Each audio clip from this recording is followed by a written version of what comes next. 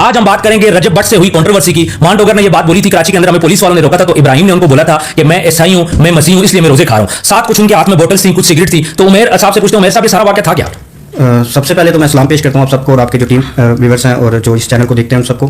बहुत अच्छा आपने ये मामला एक उठाया है कि ये हमारी जो मसीही बिरादरी है वो इस बात के लिए काफ़ी ज़्यादा परेशान भी है और गुस्सा भी है कि क्योंकि रजब भट्ट और बाकी ये जो तीन इनके साथ दो लड़के हैं, मान डोगर और एक इब्राहिम, हमारे खुद के लोग इनको बड़ा फॉलोअर भी हैं इनके और इनको फॉलो भी करते हैं, उनके साथ काफ़ी उनका अच्छा और इनकी तारीफ भी करते हैं। मैंने बहुत सारी वीडियोज़ में भी देखा है कि वो रजब भट्ट के साथ मिलना भी चाहते हैं सारा कुछ, लेकिन जब बीच में रिलीजन आ जाता है ना तो ये सारी जो चीज़ें ये पीछे रह जाती है। बिल्कुल ऐसे, ठीक है।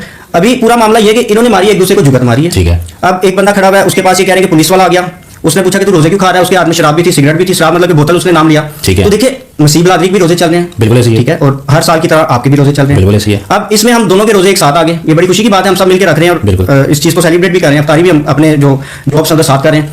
अब उसमें हुआ ये कि मसीह बिरादरी को ईसाई लफ्ज से इतनी तकलीफ नहीं हुई जितनी सिगरेट वाली और शराब वाली बात से हुई है। ठीक है। ठीक है। अब ये ईसाई लफ्ज को आप देखें तो आप पीछे हिस्ट्री देखें तो ये बहुत सारी जगहों पे यूज हुआ है। बिल्कुल ऐसे। आपने बहुत सारे फॉर्म्स में भी देखा होगा ईसाई लफ्ज लिखा हुआ है। बिल्कुल बिल्कुल बे फॉर्म में होता है, एडमिशन फॉर्म में होता है, लेकिन इसमें भी वो कुछ चीजें चेंजिंग कर रहे थे कि ये मसीह लिखना चाहिए। ठीक है। अभी मसला बीच में ये आ गया है कि ये जो मसीह बिरादरी है ये काफी ज्यादा इस बात से डिसाइड हुई है। ठीक है। और ये होना भी बनता है ज़ाहिर है कि आपके भी रोजे चल रहे हैं, हमारे भी रोजे चल रहे हैं, तो आप इस चीज को बीच में लेके आगे एक फजूल सी बात आपने कर दी, किसी इसका कोई वजूद ही नहीं है, जिसकी कोई वजह ही नहीं है, मकसद ही नहीं है, तो आप बीच में रिलीजन को लेके आगे। मसीह लोग बहुत ज्यादा परेशान है और गुस्सा भी है इस बात पे कि रजब भट्ट और उसके तीन दोस्तों ने या जितने भी दो तीन थे इन्होंने ये बात की है।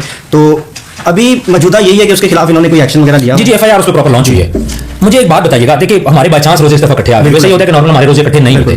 दूसरी बात यह है कि जब उनको पुलिस वालों ने पकड़ा बोलेंगे तो वहां पे उन्होंने ये बात बोली कि हमने इसको फन किया, एक हमने मजाक किया। रजब भट्ट के ऊपर नमाज वाला मामला वो कंट्रोवर्सी भी चली थी, मुसलमानों ने उसको बहुत ज्यादा आड़े हाथों लिया था, उसमें फिर उसने माफी मांगी, वहां पे ये मामला क्लोज हो गया। अब रजब भट्ट और उसके दोस्त कैमरे पे आके उन्होंने बोला है कि हमारा मकसद नहीं था कि हम अपनी मसीह बिरादरी को हर्ट करें, और मसीह हो चाहे मुस्लिम हो चाहे हिंदू हो चाहे सिख हो, ये उनके अल्फाज है। उन्होंने बोला कि भाई सारे हमारे बहन भाई हैं, तो हमने एक मजाक किया था, मजाक में हमें नहीं पता कि ये चीज इस तरफ जाएगी। खैर जो भी हुआ हम माफी चाहते हैं, जो भी हर्ट हुए हैं उन्होंने माफी भी मांगी, तो क्या माफी मांगने के बाद ये मामला खत्म नहीं होना चाहिए? असल में माफी मांगने के भी कुछ क्राइटेरियाज होते हैं, कुछ चीजें होती हैं। ठीक है।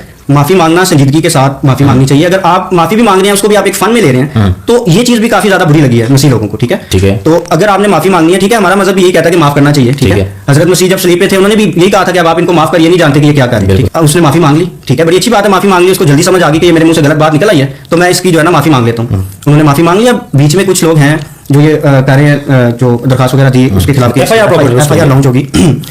तो अब इसको आगे लेके मेरे ख्याल में तो ये चीज़ अभी इधर ही वाइंड अप कर देनी चाहिए कि चलो ठीक है, एक बंदे से गलती हो गई है, तरीके के साथ आए, बैठें, बात करें। ठीक है। जो हमारे बड़े हैं उनके साथ बैठे, जी ये बात हो गई है, चलिए। मैं आपको एक छोटी सी बात बताता हूँ। रजब भट्ट एक स्टार है, ठीक है, खुदा ने उसको इज्जत दी है, ठीक है, उसको फेम मिला है, उसको मिडिल ईस्ट में, इंडिया में बहुत सारी जगहों पे लोग देखते हैं उसको। ठीक है। अब जब एक स्टार आदमी अगर आके ऑन द कैमरा ये चीजें बोलेगा तो उसका रिएक्शन तो आएगा ना सर। बिल्कुल रिएक्शन आएगा, लोग देखेंगे, लोग उस पर गुस्सा भी करेंगे, उसको तनकीद भी करेंगे, उस पर एक्शन भी लेंगे। तो ये चीजें सारी जो है ना, उसको ऑन द कैमरा या ऑन द कैमरा नहीं भी है तो ये चीजें करना बनती नहीं है। अब एक आम आदमी अगर यही बातें बोलेगा तो इतना बड़ा रिएक्शन नहीं आएगा। जब आप एक स्टार होकर अगर आप on the camera, on the spot, on the एक जगह के ऊपर आपको कितने लोग देख रहे हैं, बहुत सारी दुनिया आपको देखती, तो आप जब ये सारी चीज करेंगे तो उसका रिएक्शन आएगा, तो वो रिएक्शन आपके सामने है। अब ये मेरे ख्याल में कि ये ट्रेंडिंग पे यही चल रहा है। बिल्कुल ट्रेंड पे यही चल रहा है, हर बंदा इसी के ऊपर बात कर रहा है। तो अपनी अपनी जगह पे सारे बात ठीक कर रहे हैं। मेरे ख्याल में अब रजब भट्ट को ये करना चाहिए कि हमारे जो बड़े साहिबान पास्टर्स हैं उनके साथ बैठे, उनके साथ कन्वर्सेशन करे, उनसे बोले कि मैं ऑन द कैमरा माफी मांगता हूँ आप सबसे। देखें, माफ करने वाली तो ऊपर की जात है, रब की जात है। ठीक है। उसका अजर, उसकी जो बात है, उसका जो अजर है वो तो ऊपर से आएगा उसके लिए। ठीक है। बिल्कुल। जो बाकी लोग हैं, देखिए दिल तो सबके पास होता है, तकलीफ तो सबको होती है। ठीक है। तो यही तकलीफ जो है ना मसीहों की कम हो जाएगी। बिल्कुल ऐसे ही है। मुझे आपकी बात समझ आ गई। आप ये बोलना चाह रहे हैं कि रजब भट्ट एक स्टार है। रजब भट्ट नमाज का मामला था, वो नमाज का मामला भी उठा, बहुत ज्यादा चला, उस पर भी केसेस हुए, उसके बाद दोबारा से ये मामला हुआ। आप सिर्फ ये कहना चाह रहे हैं कि रजब भट्ट को सोच समझ के बात करनी चाहिए क्योंकि उसको लोग